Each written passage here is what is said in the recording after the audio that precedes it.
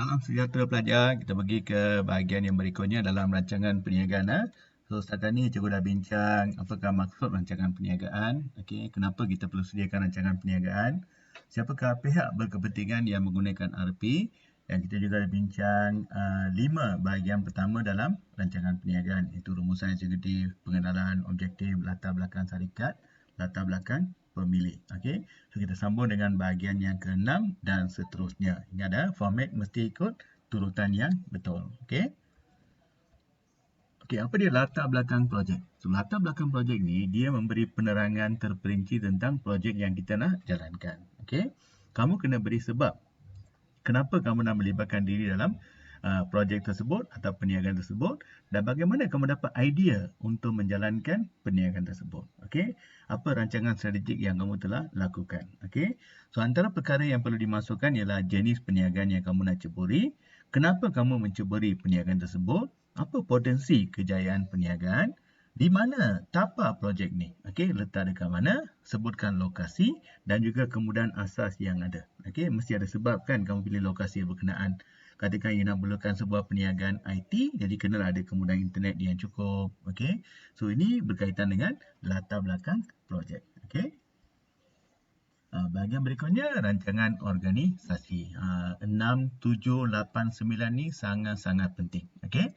So kita mula dengan rancangan organisasi. Okey. So rancangan organisasi ni dia berkaitan dengan organize. Maksudnya bagaimana kita nak uruskan perniagaan tersebut.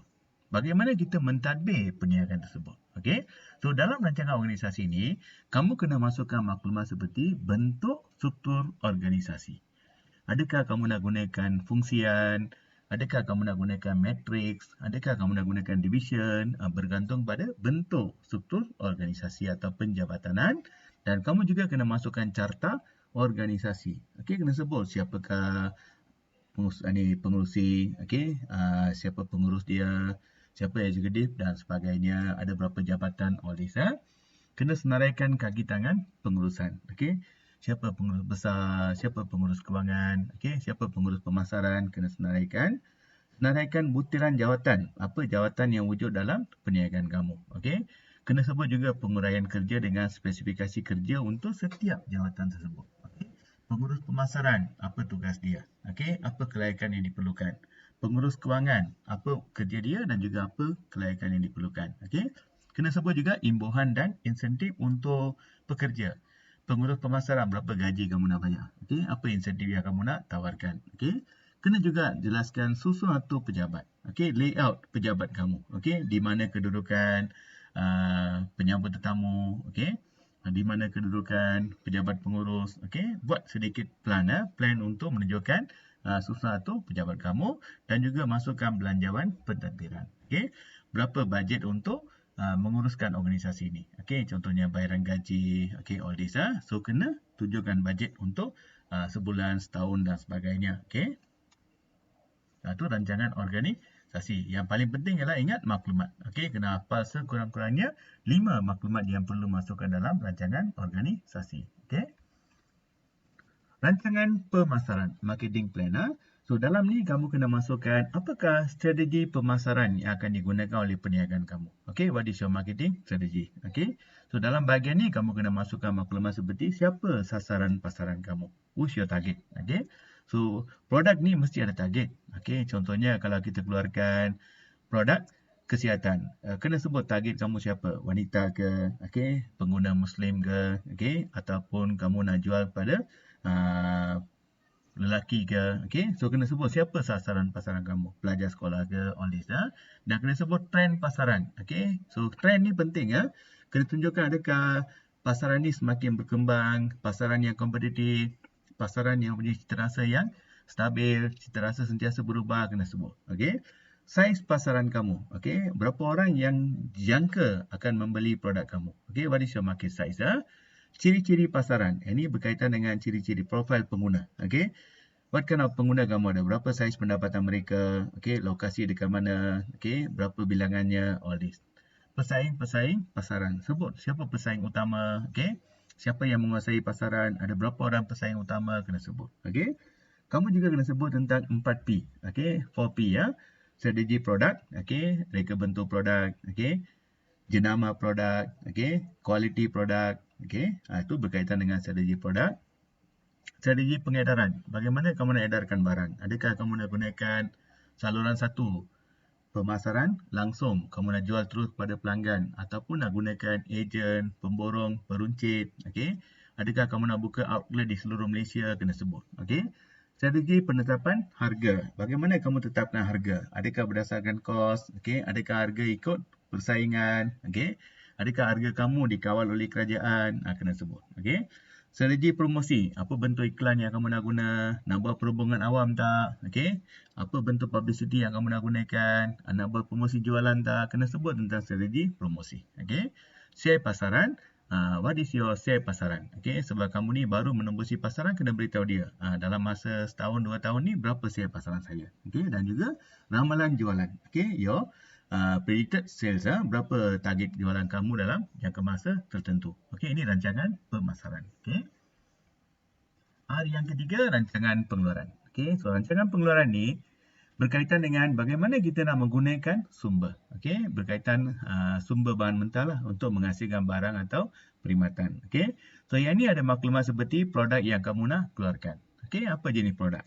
Kalau RP untuk perabot, sebut. Okey, jenis perabot yang kamu nak keluarkan. Apa proses pengeluaran yang terlibat? Langkah-langkah dalam proses pengeluaran. Okey. Penggunaan bahan mentah, jenis bahan mentah yang kamu nak guna, berapa bahan mentah yang diperlukan, siapa pembekalnya, okey. Jaminan kualiti, okey, adakah kita menekankan kualiti produk? Macam mana kita nak pastikan produk kita berkualiti? Kapasiti pengeluaran maksudnya keupayaan. Okey, berapa pengeluaran yang kita mampu keluarkan dalam jangka masa tertentu. Okey. Susun atur pengeluaran. Okey, apakah susun atur yang kamu nak gunakan? Susun atur tetap ke, proses ke, produk ke, selular, okey. Tenaga kerja yang diperlukan. Okey, operator pengeluaran, okey, berapa orang penyelia diperlukan, siapa pengurus kilang dan sebagainya. Lokasi kilang letak dekat mana? Kemudahan yang ada dalam lokasi tersebut. Kos pengeluaran. Okey, berapa belanja untuk menghasilkan barang. Ini sangat-sangat penting. Okey. Apa mesin atau alatan yang digunakan serta volume pengeluaran. Volume maksudnya saiz pengeluaran. Okey. So ini maklumat berkaitan dengan rancangan pengeluaran. Yang keempat, rancangan kewangan. Okey, so rancangan kewangan ni berkaitan dengan sumber kewangan. Dari mana kamu dapat modal? Adakah modal disumbangkan oleh kamu? Pembiayaan, pinjaman, atau bagaimana kita menggunakan dana tersebut. Ini rancangan kewangan. So dia ada maklumat seperti penyata kewangan. Okey. Financial statement, kena sebutlah kunci kira-kira penyata pendapatan, penyata aliran dana, kena sebut. Okey. Sumber pembiayaan, dari mana datangnya duit untuk perniagaan kamu. Okey. Apa strategi kewangan yang kamu nak gunakan? Okey. Keperluan pembiayaan, berapa banyak modal yang kamu nak pinjam? Okey. Berapa kos untuk melaksanakan projek kamu? Okey, peruntukan modal pusingan. Modal pusingan maksudnya modal untuk penggunaan setiap hari, modal operasi. Okey, bayar sewa, bayar gaji pekerja, ramalan kewangan untuk jangka masa tertentu. Bagi ramalan kewangan untuk 5 tahun akan datang, sediakan invoice pro forma. Okey, invoice pro forma untuk 5 tahun akan datang. Jadual bayar balik hutang, bagaimana kamu nak bayar balik hutang untuk pembelian mesin, okey, pembelian alatan, pinjaman dan sebagainya. Kena sebut bagaimana kamu nak kira susut nilai, okey. Kena juga buat analisis titik pulang modal. Agak-agak bila kamu akan dapat balik modal perniagaan kamu, okey. Bolehlah kamu masukkan juga nisbah kewangan. Okey, contohnya nisbah seperti nisbah kecairan, okey, nisbah keberuntungan, nisbah kecekapan. Ini membantu pihak yang baca RP ni memahami kedudukan kewangan kita dengan lebih baik. Okey. So 4R ni sangat-sangat penting. Okey, rancangan organisasi, rancangan pengeluaran, rancangan pemasaran, rancangan kewangan. So setiap satu ni kamu kena hafal 5 komponen utama atau 5 maklumat penting. Okey, lepas tu kaitkan dengan jenis perniagaan yang kamu nak buat dia. Okey, perkara yang ke-10, kesimpulan. Beri gambaran keseluruhan tentang isi kandungan rancangan perniagaan. Rumusan lah, okey. Menyatakan cadangan atau harapan daripada perniagaan. Okey, apa yang kamu nak capai dalam masa 10 tahun akan datang. Okey.